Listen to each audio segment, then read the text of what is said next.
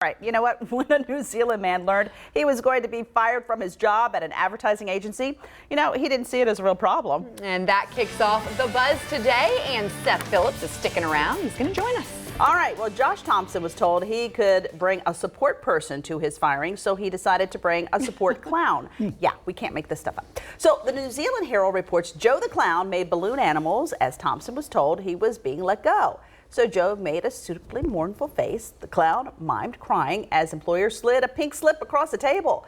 The story is now going viral, and lucky for Josh, he got hired by a competing company. Well, yeah, I mean, you've got that much creativity. Yeah, that shows promise. Just when one door closes, another one opens. Yeah, and a strong background to be able to, do that. But I mean, how did he really know? I'm guessing they called. In New Zealand, they have laws that state that you have to be told you're about to be fired. Oh, really? Yeah, it's just something with the workplace or the work flow there. How do you know that? Because I was listening to this on the radio show, and they did some research. I didn't do the research. Somebody else did the research. You did the research by listening to it. That's what it was. Informing, Yeah, no, so they have to tell you that. So, you go in, you know it's about to come, so at least you can prepare and maybe look for other job, prospects or whatnot. But he had the good idea to go, I'm going to have somebody come in and help me mourn. But, I'm guessing for him to have that kind of attitude about it, he probably had this new job already lined up, so it was kind of like... Probably.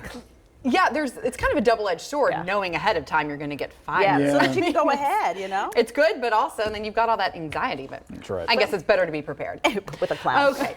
A new flavor of candy cane is hitting store shelves and just in time for the holiday season. Archie McPhee, a novelty candy and funny toy emporium, has created the world's first kale-flavored candy canes. The company says while it might not have all the nutritional value of the actual superfood, you think, the candy cane does share the delicious flavor with a sweet, grassy taste with bitter undertones. If veggie-flavored candy canes aren't your thing, the company also launched pizza-flavored candy canes and ham-flavored, what they call Hamdy canes.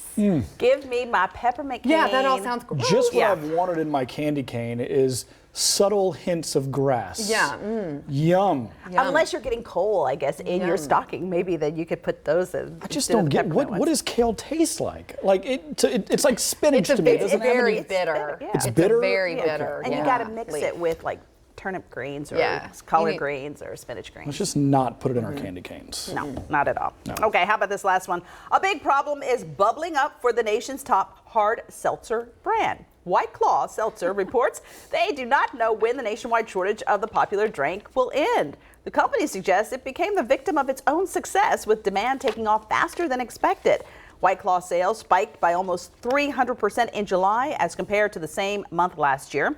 According to Nielsen data, the company clinched more than half of the nation's total hard seltzer sales during the 4th of July week. Okay. Oh. Have you ever had this? I tried it. Is it good? And I think we actually contributed to that July 4th. Is it good? Surge they saw. I don't like it. I don't So is it like flavored seltzer water? Yeah, it's just seltzer water with a little alcohol in it. Is what it is. It's got a little flavor. I just think if you want that, I guess it's just the convenience of having it in a can ready to go, as opposed to having to mix. Well, like if you're going to the pool or something, you don't want to. It was explained to me that it's refreshing for one, but it's also healthier for you. It's got less carbs, less whatever. But to me, I'm like, if I'm drinking, I want all that good stuff. I want it to taste good when I'm drinking it. If you're drinking? If I'm drinking, I want it to taste good. If I pay extra, I want the calories and the carbs. I'm sort of over this White Claw craze. Yeah, I can't weigh in on that everywhere one. crying out because they can't have their seltzer water. There with a little bit of liquor in it so you can drink it. Yes. Because that's the buzz.